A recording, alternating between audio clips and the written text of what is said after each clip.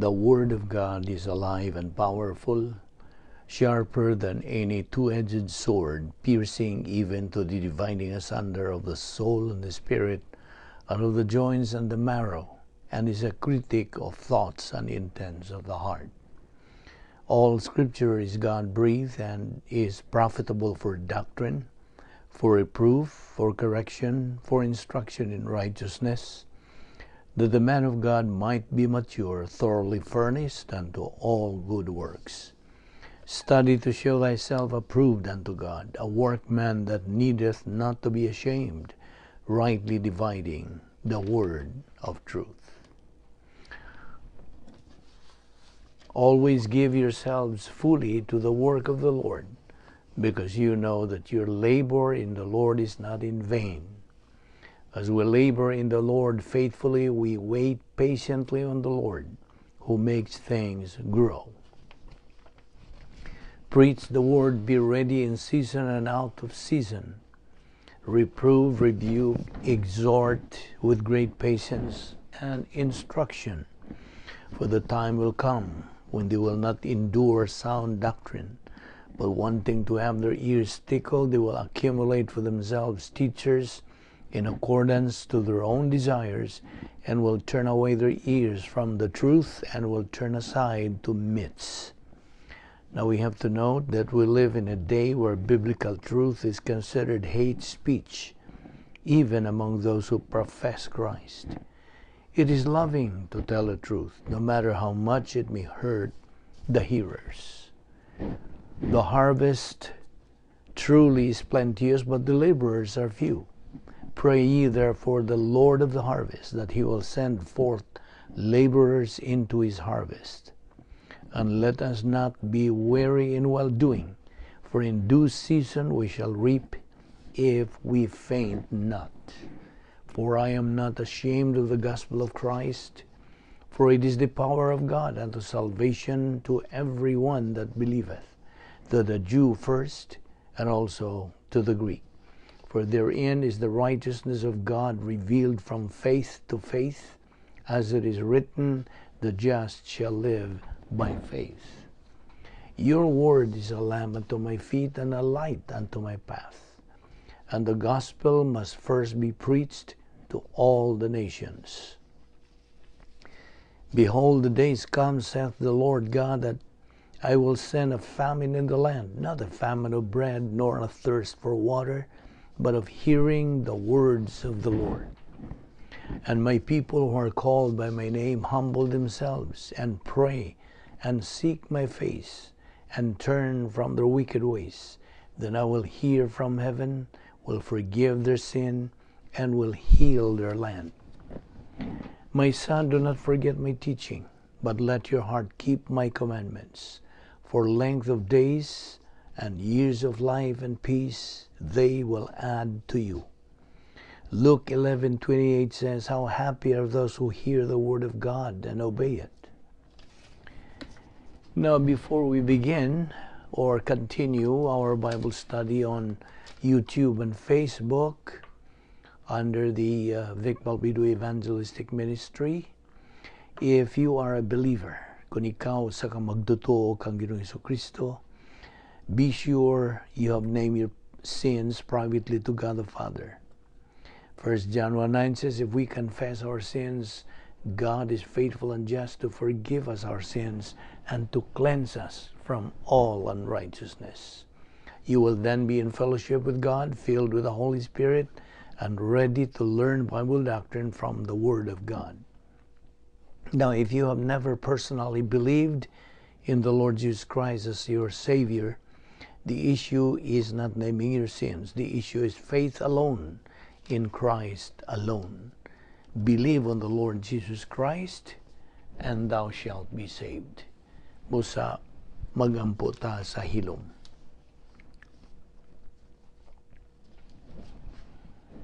Let us pray. Heavenly Father, we are indeed grateful to you for the privilege of having the freedom to assemble ourselves together once again in this Bible study through the YouTube and Facebook, to focus our attention upon your word, which is forever a lamp unto our feet and a light unto our path. We thank you, Father, that you have preserved your word in writing for it, both in the original languages as well as in translation. You have provided the activated human spirit for faith perception of doctrine. You have provided God the Holy Spirit, who is the ultimate teacher, and the gift of pastor-teacher for communication of doctrine, so that every believer can consume the oxygen of the spiritual life, your word, and growth from infancy to adolescence, and from adolescence on to maturity, and fulfill the purpose for which you have left every believer in this life. And we know, Father, the greater knowledge of doctrine, the greater the growth, the greater the blessing, the greater impact, the greater production of divine good, the greater the reward in the eternal state. And there is every benefit and no detriment to growing in grace and knowledge of our Lord and Savior Jesus Christ. And so, as we approach this study of your word today, we ask that you open our hearts to the truth, that we may fulfill the divine mandate of spiritual growth. For we ask it in Christ's name. Amen. Well, ano sab kita mga higalang, mga magtutuo, or mga higalang bisan dili ka pa magtutuo, gidapit ka gihapon sa pakiguban kanato ning atong pagtuon sa pulong sa Dios, basin ikaw na ay mapuusab ng mga pagtulunan nga imo magamit sa imong pagkinabuhi. So we are here in good health karon. We are alert with a clear mind. Skill kita sana atong pangisip. We are alive. We are still breathing. Gipabuhi pa kita tungod lamang kini sa kaluoy, gugma, kortesya o grasya sa Dios. We don't deserve it. We don't earn it nor work for it. Kay kini sa ako nang gibalik-balik, grasya kining tanan. Ani man kita punting, nagadupot sa atong pagtuon bahin sa doktrina sa mga panalangin, the doctrine of blessings. Ug taon-taon na nato kini gituki ug atong ipadayon karon. So kung andam ka na, ato na sab nga ingnon ta atong balikon o sublion o atong labason sa atong panungduman kadtong atong gitun-an sa miagi. Now, ato nang gihisgutan nga, why makahimaya sa Dios gawas lamang sa Dios? God can only glorify God. Now, usa sa mga punto din yung atong gidala kanimo mao kini, that God is glorified when any believer executes his plan. Ang plano ba sa Dios alang kaniya. And as a sign of his pleasure, he conveys escrow blessings for time. Dili nga atong panahon. So, unsa man ang makaaghat sa panalangin nga rika nato, kung kita nagatuman sa protocol nga plano sa Dios. If we follow or ato kining gisubay, gituman ang pamaagi sa plano sa Dios. Now, nagagawas na ang pamaagi nga atong madawat ang mga panalangin nga iyang giandam alang kanato. These blessings come through suffering as well as through prosperity. Mahimo kini mo dangat kanato pinaagi sa pag-antos o pinaagi sa kauswagan. Now, unsa may gisgutan niini, unsa man kining atong gisgutan ang buti pasabot. Kaya ato bayang hisgutan ang mga categories of blessing later on, okay? Na ay temporal blessing, na ay spiritual blessing, na ay uban pang mga blessing, panalangin, ato pa silang hisgutan pod. Inighuman nato sa pagpaklaro kung unsa man gyud kining blessing. So therefore, Blessings can come through suffering, taliwa sa imo mga pag-antos o mga kasakit nga imo karong gisinati tingali. You may be able to receive blessings in the midst of this. Taliwa nini. Kana kung kaibaw ka. O wa ka kaibaw niya, ang imong gitutukan ang imo harang mga kasakit o mga pag-antos o kakulian sa kinabuhi na di gyud ka matikod nga gipanalangina na di ka sa Dios. You see? Kinahanglan maibaw ka. In other words, you must have that discernment na. And what's going to happen is, mawarag yun ang imong katakos anang maong higayon. You see? Or maybe, hingabot niya nimo ang kauswagan, prosperity, unya, malingar ta. We're going to be distracted anang maong prosperity. Kaya na natagtutok sa prosperity, wa na ang atong source nini o tinubdan nga maong Dios. Nga inay mo tutok ka sa tinubdan, yan ang maong nga kauswagang hingabot niya nimo, tuwa naman lagi ka noon magtutok, magatagad sa kauswagan na diha ka mawa sa pasing. Hagba ka sa maong pagsuway, sipyat ka niya ng prosperity test o daghan magyud ang mahagba nini. You see? Abigod nimo. There are two stages of glorification of God in the great power experiment of the church age. Kining great power experiment, technical term kini, and I hope nakasabot na po kagamay o dutay lang bahin ini kay ato naman ning gihisgutan taon-taon na. Okay? It's been a while. Well, the distribution of escrow blessings in time to the mature believer who is a winner. Natural, ang winner raman, ang mananaog raman ang makatagamtam niini.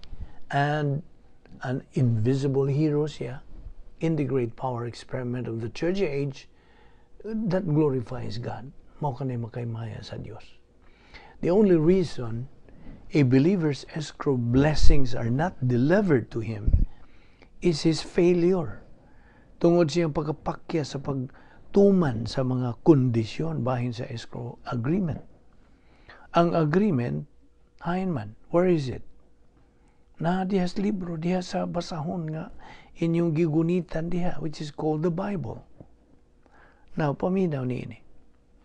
If you do not read the agreement, kundi ni mo basahon ang kasabutan, agreement, nan, sabi ni mo, mao ni problema.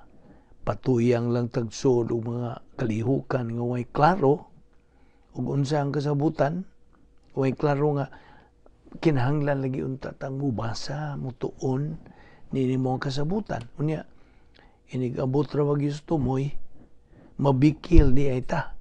Unya, mangita na tadayon o kapasanginlan nga nung nabikil ta.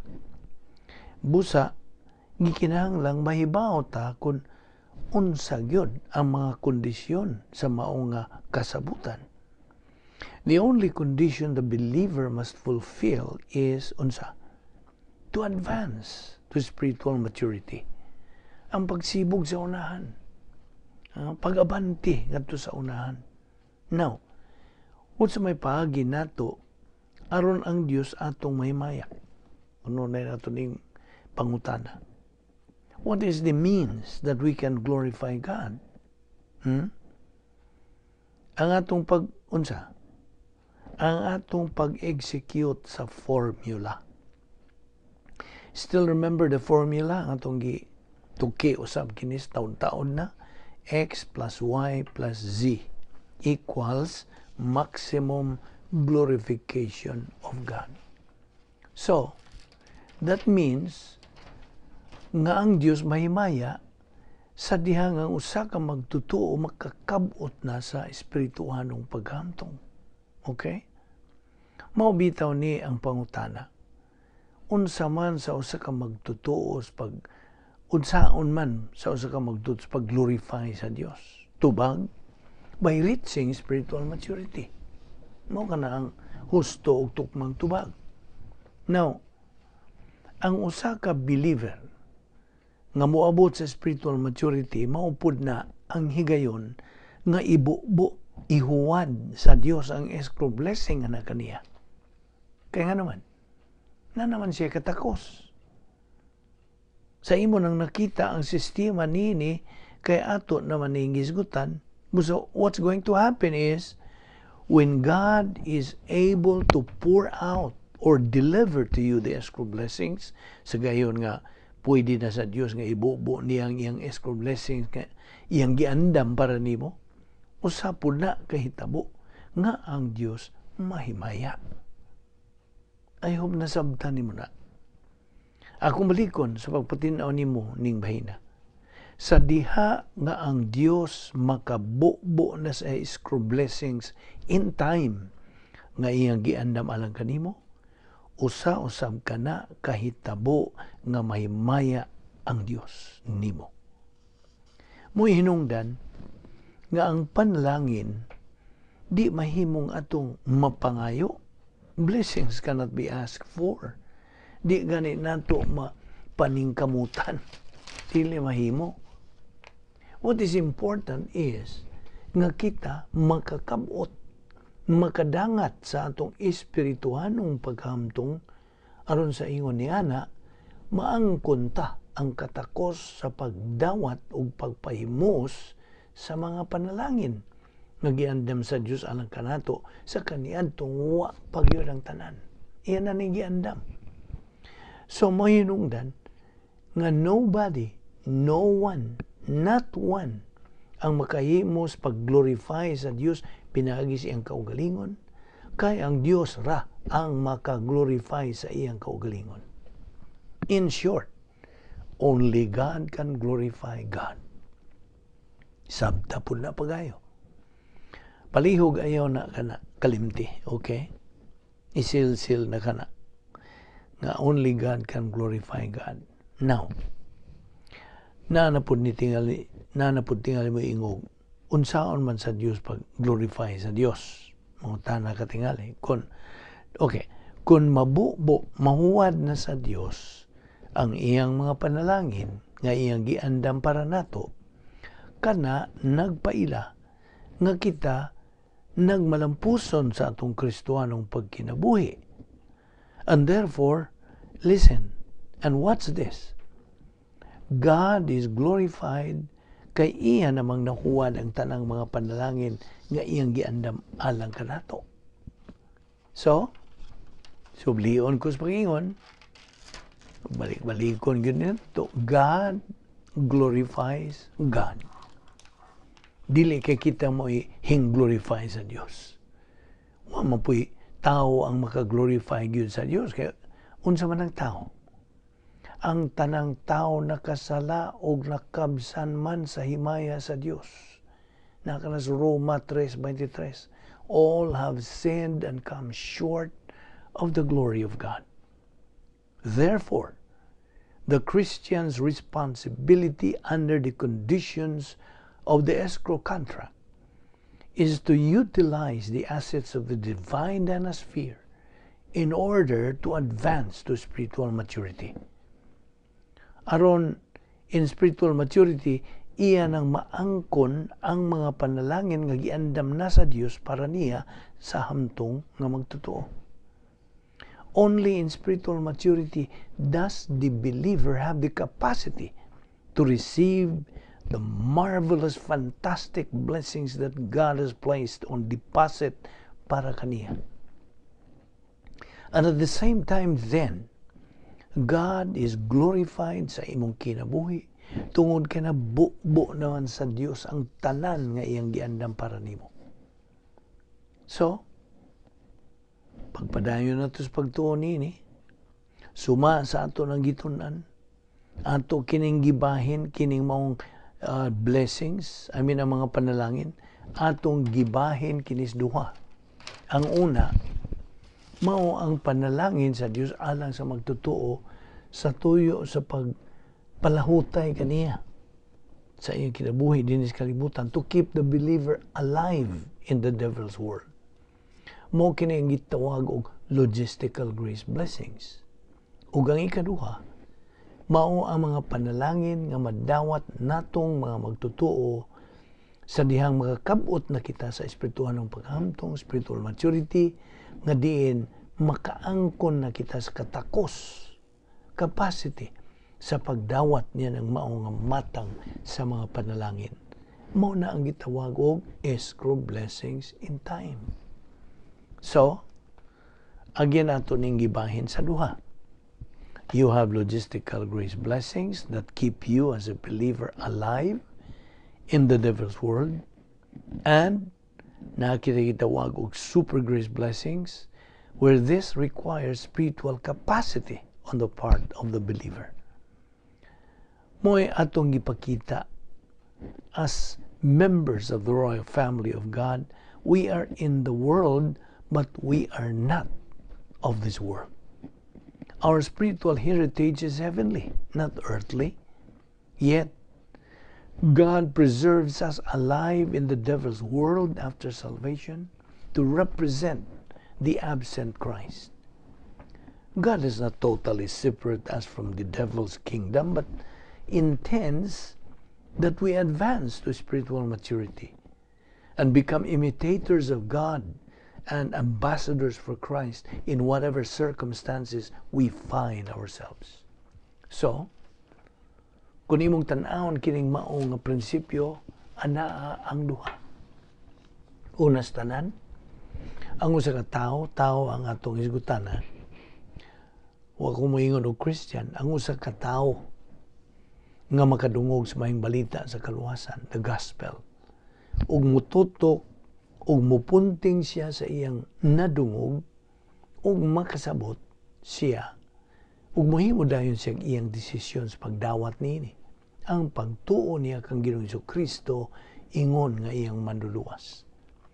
Ug diha-diha sa iyang pagtuo siya nahimo ng Kristohanon, suluoban dayon siya sa hingpit nga pagkamatarong sa Dios, perfect righteousness, ug dungan niya na hatagan siya kinabuhing way katapusan, eternal life, nahimo na siyang anak sa Dios, a child of God.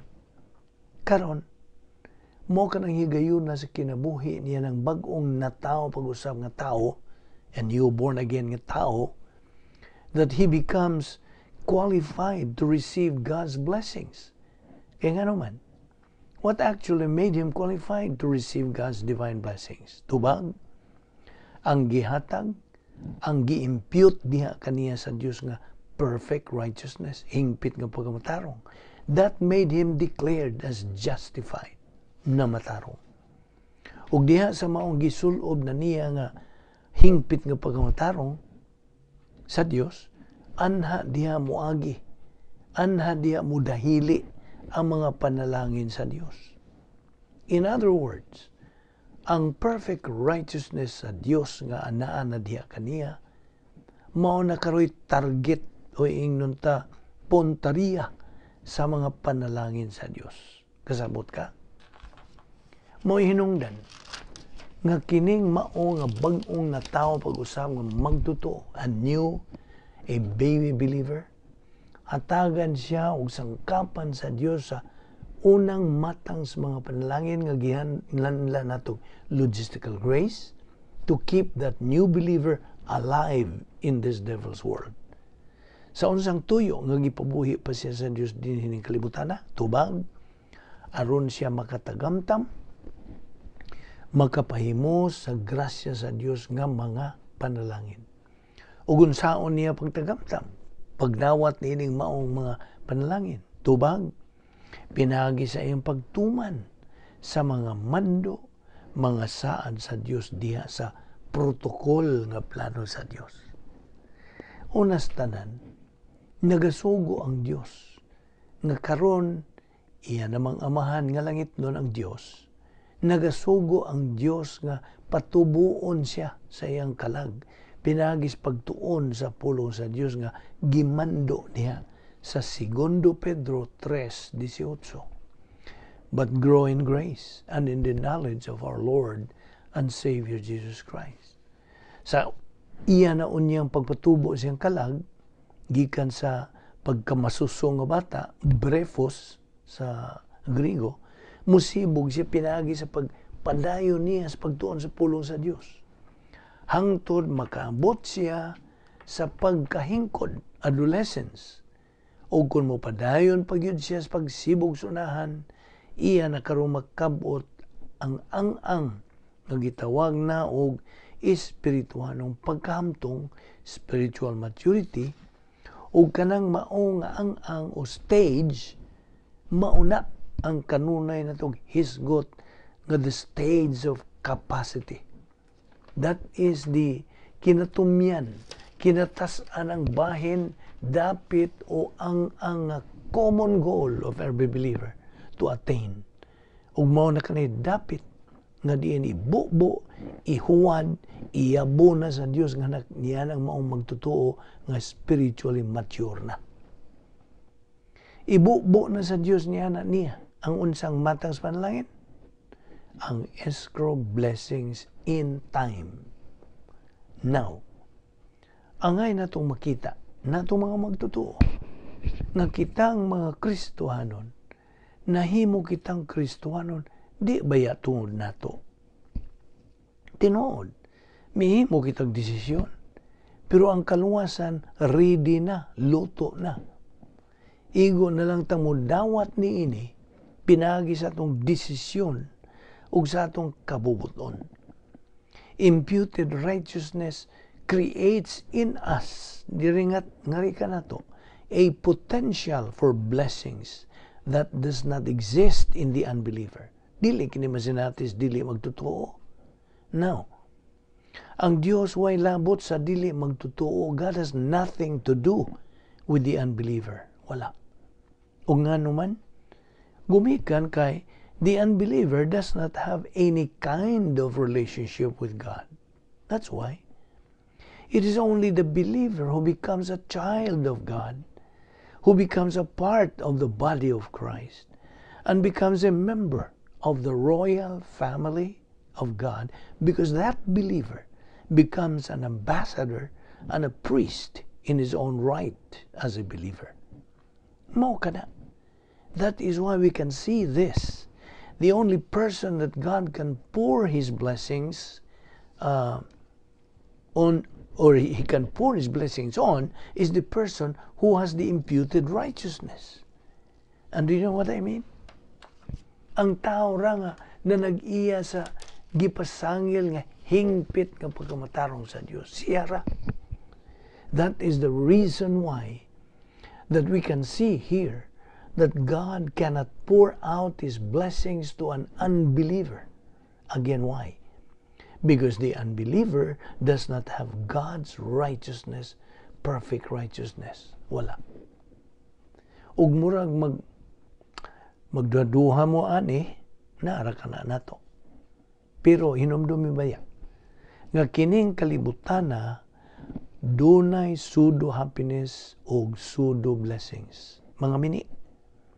So, usahay kining kalibutan na mo imitate, mo awat sa mga pamagi sa Dios aron sa paglinglas mga tao, aron lang sa pag-ilad sa mga tao. Apan aron dili kita mailad, ang sakto yung guide nato, wa gyud laing panalipod o giyan nato mao ang absolutes, which are Bible doctrines, mga pagtulunan sa Biblia. So, sa dihang ang Diyos will declare and pronounce you as justified at the moment of salvation, He meant, among other things, you are now qualified for blessing. So kitang tanan, qualified na for blessing. Okay? Pangutana, nagkadawat na bagyo ka? Nakadawat na ba kamo ni ini? Na ba'y hingabot ninyong mga blessing? Tingaling mangutana po ka, unsa man na pudnang mga blessing ay ihatag sa Dios. Ang problema nako, kay wa pug ko kahibaw og blessing bana o dili blessing mo na itubag nila. Okay, atong tanaw ni, atong susiho ni. Kaya hasta gani ang mga katalagman ra ba, blessing. Still remember the momentum testing? So usahay man God, kining ato manggong naandan nga pangunahuna nga blessing, mga kalipayon, mga kaayuhan, mo'y blessing. Pero kung muabot na gani nato kanang mga nagkalanlaing mga kasakit, mga katalagman, mga nagkalanlaing mga alantuson, o mga bikil sa kinabuhi, murag di ta maka-imagine nga blessing ka na sila. Di ba? Now, the only way a believer is able to access blessings in undeserved suffering is for the believer to have the spiritual provisions of God to be able to face undeserved suffering. Paminaw, kung wa nimo ang spiritual skills, di gyud nimo mapakpak ang panit sa undeserved suffering aron makita nimo ang unod nga mao ang blessing niya ng mao nga kahitabo sa imong kinabuhi.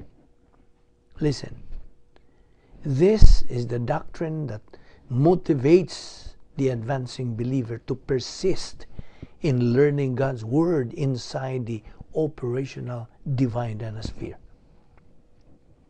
Pagkadako yung usik, dako nga pagkausik atong tawgon kana og usik. Kung niining adlaw nining higayon na ikaw nakasabot nga ingon niini ang kahimtang unya mabikil ka ug muundang ka.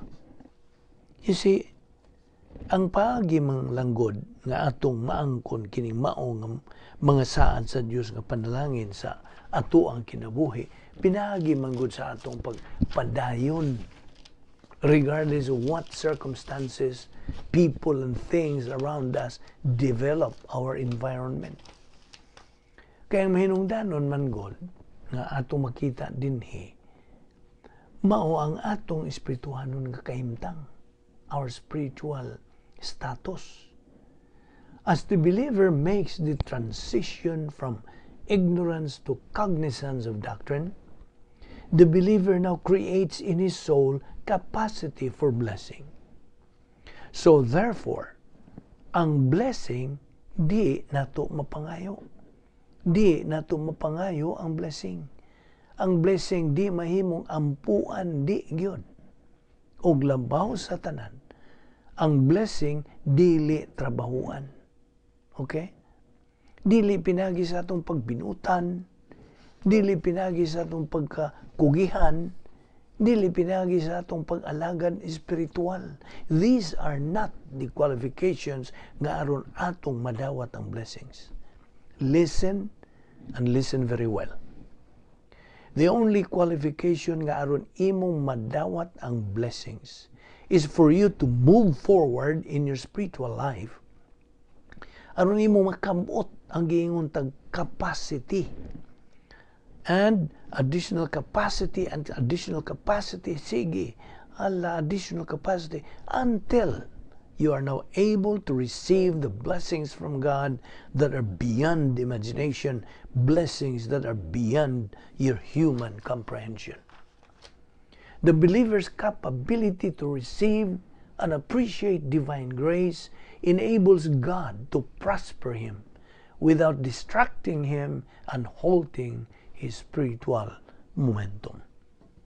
Ato kining ipadayon sa sunod natong panag-uban og salamat sa imong pag-uban nining adlaw og gidapit ka gihapon sa pagsunod pagsubay nining atong series of Bible study regarding the doctrine of blessings.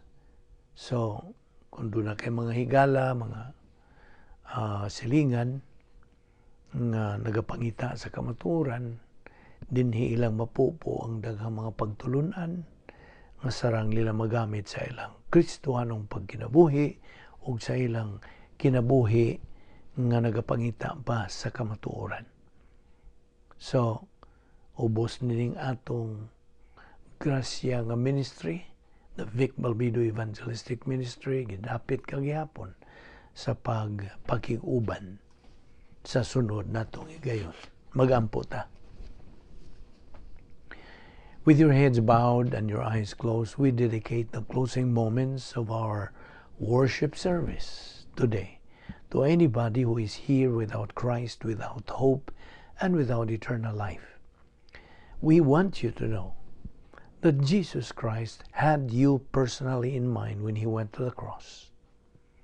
And every sin that you have ever committed, past, present, or future, has been imputed to Him and judged, so that right where you sit right now, you can have eternal life by simply believing in the Lord Jesus Christ. Jesus Christ took your place on the cross.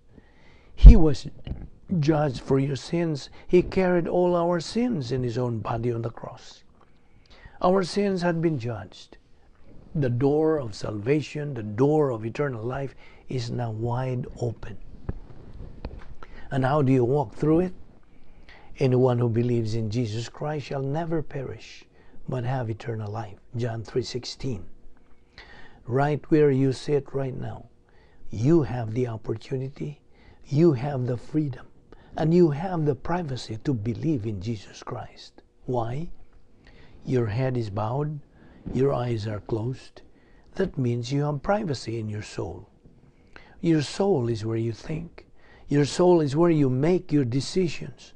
Volition or free will belongs to the soul. And right now, in the privacy of your soul, forming the sentences in thought only inaudibly, you can tell God the Father that you are believing in Jesus Christ.